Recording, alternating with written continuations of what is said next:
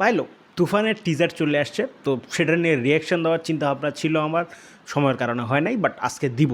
তবে তার আগে বলে রাখি ভাই, এইখান মাইক কাজ করে না, সো এইখান মাইক বাদ, এইখান মাইক থেকে রেকর্ডিং হবে, সব কিছু বাদ, এইসব বকবকানি বাদ, আমরা সোজা চলে যাব বাংলাদেশের one of the most hype একখান মুভির কাছে, যাকে নিয়ে একটু রিয়াকশান দেওয়ার চিন্তা ভাবনা আছে। সো সোজাসুজি চলে যাওয়া যাক আমাদের সেই মুভিতে। সেই মুভিতে যাওয়ার আগে বলে রাখি, এখন পর্যন্ত আমার কাছে মনে হয় ওয়েল অর্গানাইজ করে যেই পাবলিসিটিটা করা দরকার সেইটা তুফানের টিম অনেক সুন্দর করে করছে। সেই সব কিছু বাদ দিয়ে যে জিনিসটা করার কথা আমাদের, সেটা হচ্ছে রিয়াকশান দেওয়া।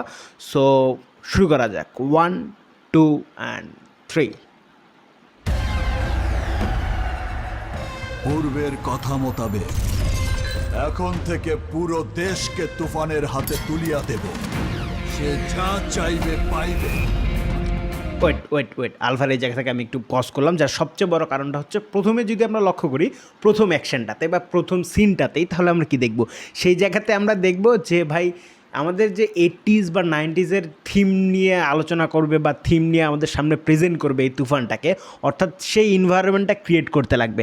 আর সেই ইনভায়রনমেন্টটা কীভাবে ক্রিয়েট করতে লাগে সেটা রায়হান রাফি সুন্দর করে আমাদের এই জায়গাটাতে বুঝাই দিছে।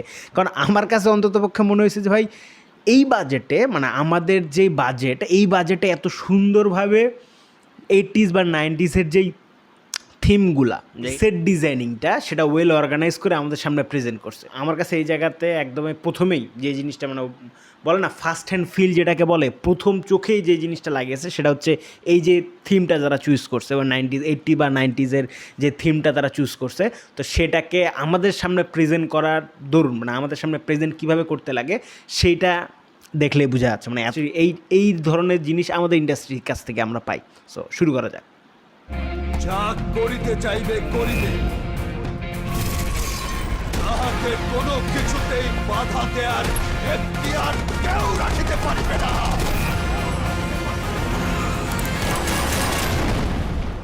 আরে ওয়েট, এই জায়গায় আর একটা জিনিস বলে রাখি, সেটা হচ্ছে এই যে ডায়লগ ডেলিভারিটা করলো সাকিব খান, সেই জায়গা থেকে শুরু করে প্রথম থেকে শেষ পর্যন্ত কারো কি এই জিনিসটা খেয়াল করছে কেউ? আমার মনে হয় না খেয়াল করবে, বাট আমি 2-3 বার শুনছি, আমি রিয়াকশানটা দিচ্ছি বেশ কয়েকবার পরে, 2-3 বার শোনার পরে আমার জিনিসটা খেয়াল করছে, সেটা হচ্ছে মিউজিকটা, অর্থাৎ বিজিএমটা, সেটা কি স্মুথ আকারে চলতেছে, যার জন্যে আমাদের কাছে সেই বিজিএমটা ফিল হয় না। মানে আমাদের কাছে বলা চলে যে সেই বিজিএমটা একেবারেই, মানে বলা চলে যে ইগনোর করে ফেলি আমরা, এমন টাইপের একখান জিনিস, কারণ জিনিসটা এত স্মুথ আকারে সুন্দর করে মার্জ হয়ে গেছে সেই জন্য। আর এরই সাথে যে জিনিসটা আমি বললাম, যেই সেট ডিজাইনিং থেকে শুরু করে ভাই যে প্রপগুলা, যেই জিনিস কাপড় চোপড়গুলো তারা পরছে, সব কিন্তু সেই 90s চিন্তাভাবনা করেই পড়ছে। তো সেই জিনিসটা, সেই ফিলটা আমার কাছে ভালো লাগছে। তো শুরু করা যায়। ঘটিলে এই এই এই এই এই এই এই এই এই এই এই এই এই এই ও মাই গড!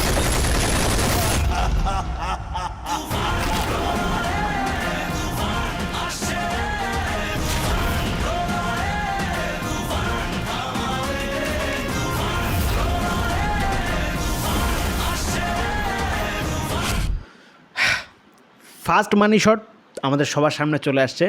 ওয়ান অফ দ্য, মানে বলা চলে যে সাকিব খানকে এই জায়গাতে অনেকেই ক্রিটিসাইজ করবে। আমি ড্যাম শিওর যে সাকিব খানকে এই জায়গাতে অনেকেই ক্রিটিসাইজ করবে যে ভাই এই খান, মানে এই জিনিস খান, যে জিনিস খান তোমরা করতেছো, এই খান কপি, আমাদের কেজিএফের কপি, তারপরে কি বলবো, মানে কপি আর কি, আশেপাশে সব কিছুরই কপি, যে জিনিসটা আর কি মানুষজন বলবে।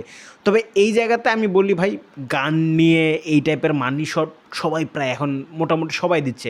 লাস্ট আমরা শাহরুখ খানকেও দেখছিলাম এরকম গান নিয়ে মানি শট দিতে। কারো যদি খেয়াল করে, কেউ যদি লক্ষ্য করে, তাহলে দেখবে ভাই শাহরুখ খানও দিছিল। তখন কি আমরা শাহরুখ খানকে বলছিলাম যে এইটা ভাই কেজিএফের কপি বা এই টাইপের কিছু?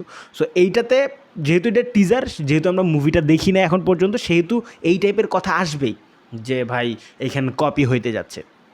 তবে আমার কাছে মনে হয় যে মানি শট হিসেবে প্রথম যে মানি শটটা আমরা পাইছি, অর্থাৎ সাকিব খানের এই গান শটটা, তো এইটা আমার কাছে ভালোই লাগছে, খারাপ লাগে নাই, ভালোই লাগছে। তবে তবে কেন আমি তবে বলতেছি, যার সবচেয়ে বড় কারণ হচ্ছে এর পরের সিনটাতেই দেখি। That's a thing. হ্যাঁ, এই জায়গাতে আমি যখন বারবার 2-3 বার দেখছি, এই জায়গাতে আমি বারবার পজ করছি, কারণ একটা ট্রেলার, হ্যাঁ, হাইপ উঠতেছে উঠাইলো সাকিব খানের সেই মানি শটটা দিয়ে হাইপটা একদম পিকে উঠাইলো, দেন দুপ করে নিচে নামাই দিবে। হাইপটা পিকে উঠানোর পর দুপ করে নিচে নামাই দিল, দিয়ে একেবারে সাইলেন্টভাবে আমাদেরকে চঞ্চল চৌধুরী এন্ট্রিটা করাইলো।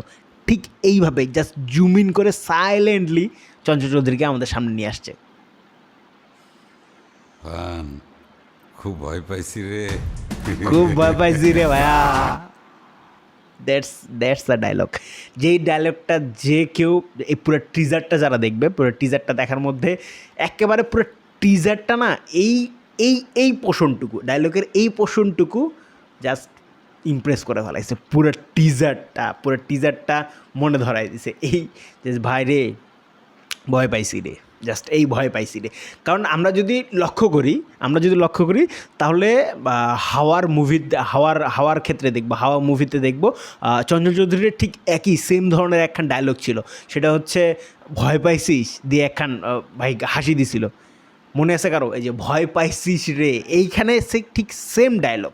বাট এই জায়গায় আমি যে জিনিসটা বললাম, জাস্ট পিকে উঠাইলো, পিকে নিয়ে যাওয়ার পর একেবারে পিকে নিয়ে গেলো অডিয়েন্সকে, অর্থাৎ আমাদেরকে, দেন ধূপ করে নিচে নামায় সাইলেন্স করে দিয়ে সাইলেন্টলি জুম করে আমাদের সামনে রিপ্রেজেন্ট করাইলো যে রুমারগুলো চলতেছিল চারপাশে, চঞ্চল চৌধুরী থাকবে ভিলেন হিসেবে, তো সেই রুমারটা আমাদের সামনে প্রেজেন্ট করলো। তবে এই জায়গায় যে জুম করে চঞ্চল চৌধুরীকে নিয়ে আসলো, এখন চঞ্চল চৌধুরীর অপোজিটে যেই ব্যক্তিরা থাকবে সেটা হচ্ছে আমাদের সাকিব খান। তো সাকিব খানকে অপোজিট আকারে কীভাবে দেখাবে? ঠিক এইভাবে।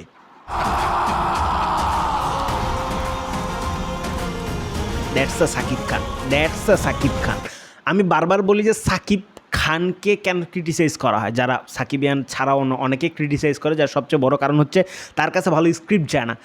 দ্যাটস দ্য অ্যাগ্রেশন, যেটা আমরা দেখেই যে কেউ ইমপ্রেস হয়ে যাবো বা দেখেই বুঝতে পারবো যে ভাই এই জায়গায় সাকিবের অ্যাগ্রেশনটাই পুরো মুভিটার মেইন থিম।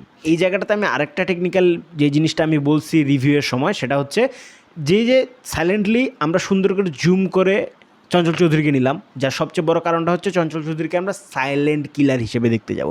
দেন তার অপোজিটে কে আসে, তো জুম ইন করছে আমরা যেহেতু চঞ্চল চৌধুরীকে, দেন তার অপোজিটে আছে সাকিব খান, দেন সাকিব খানের অ্যাগ্রেশনটাকে জুম আউট করছি, অর্থাৎ তার অপোজিটে যে থাকতেছে সেটাকে অপোজিট ডিরেকশনে সাকিব খানকে নিয়ে যাচ্ছে অপোজিট আকারে। তো সেই জায়গাটাতে আমার কাছে এই টেকনিক্যাল জিনিসটা আমার কাছে ভালো লাগছে। আর তার চারপাশে এনভায়রনমেন্ট থেকে শুরু করে সাকিব খানের লাস্ট অ্যাগ্রেশনটা পুরো টিজারটার মধ্যে সেরা একখানে অ্যাগ্রেশন ছিল। তো ভাইজান অনেকে বললে ভাই সেই গান শটটা দেখে কেজিএফের কপি, ভাই ইয়াশের কপি, রকির কপি, তো তাদেরকে বলে এই বাট্টাপের সিনটাও কিন্তু অনেক জায়গায় আছে। তারা যদি লক্ষ্য করে এই বাট্টাপের সিনটাও অনেক মুভির মধ্যে আছে, দেন তারা কেন ওই মুভিরগুলোর নাম নিল না এই যে কপি বলার ক্ষেত্রে, বা সাকিব খানের যেই অ্যাগ্রেশনটা আছে সেই অ্যাগ্রেশনটাকে কপি বলার ক্ষেত্রে? কারণ হচ্ছে কারো মাথার মধ্যে নাই, কারণ এই রিসেন্ট টাইমে যেই আবহটা চলতেছে সেটা হচ্ছে অ্যাকশনধর্মী মুভির আবহ। তো সো এই অ্যাকশনধর্মী মুভি আবহর কারণে আমাদের সেই মুভিগুলোর কথা এখন পর্যন্ত মনে আছে, যেগুলো আমাদের চোখের মধ্যে লাগে আছে, বা যে আইকনিক সিনগুলো আমাদের মধ্যে লাগছে। দেন সেই আইকনিক সিনগুলো যে অন্য কোনো মুভিতে থাকতে পারবে না তেমনটা কিন্তু না। সো এখন পর্যন্ত টিজারটা আসছে, যে টিজারটা আমাদেরকে ইমপ্রেস করছে, আমাকে অন্ততপক্ষে ইমপ্রেস করছে দুইটা জায়গাতে। এক হচ্ছে ভাই সেট ডিজাইনিং, এক কথায় বলতে গেলে এত সুন্দর করে সেট ডিজাইন করছে। সবচেয়ে বড় পয়েন্টটা হচ্ছে কাস্ট আর ক্রু। আমার কাছে এই কাস্ট আর ক্রুকে কেন ভালো লাগছে, যা সবচেয়ে বড় কারণটা হচ্ছে তাদের মানে কি বলবো, তাদের স্ক্রিন প্রেজেন্টেশন। যে কারো কথা বলি, আমি যদি চঞ্চল চৌধুরীর কথা বলি, সাকিব খানের কথা বলি, আমি বারবার করে বলছি সাকিব খানকে ভালো স্ক্রিপ্ট দিলে সে ভালো কিছু করবে, তার মধ্যে সেই পটেনশিয়ালটা আছে। এখন পর্যন্ত যারা সাকিব খানকে চিনে, অবভিয়াসলি অনেক দিন হয়ে গেল আমাদের ইন্ডাস্ট্রিকে দিচ্ছে, সো ইন্ডাস্ট্রিকে আগায় নিয়ে যাচ্ছে এই একটা মানুষই। আর চঞ্চল চৌধুরীকে কে না চিনে? তো এইসব কিছুকে বাদ দিয়েও মিমি আছে, তারপরে হচ্ছে আমাদের যিশু আছে। এখন পর্যন্ত যিশুরটা কনফার্মেশন আমরা পাই নাই, যেহেতু রুমার আসতেছিল, এই রুমারটা যেহেতু কনফার্ম হয়ে গেল, দেন যিশুরটাও হয়ে যাবে না। তো সব কিছু মিলায় আমার কাছে ওয়েল অর্গানাইজ একখান টিজার লাগছে। কাটগুলো সুন্দর ছিল, কোনো স্টোরি রিভিল হয় নাই বা কোনো কিছু হয় নাই, জাস্ট টিজারের মতো টিজ করে দিয়ে আমাদেরকে জাস্ট চলে গেছে। আর আমাদেরকে বলা চলে একটু আগ্রহের মধ্যে রেখে দিয়ে চলে গেছে যে ভাই কি হবে, কি হইতে যাচ্ছে, কি দেখবো আমরা এই ঈদে। সব কিছু মিলায় আমার কাছে বেশ ভালো লাগার মতো একখান টিজার, আমি জানি না কার কাছে কেমন লাগছে।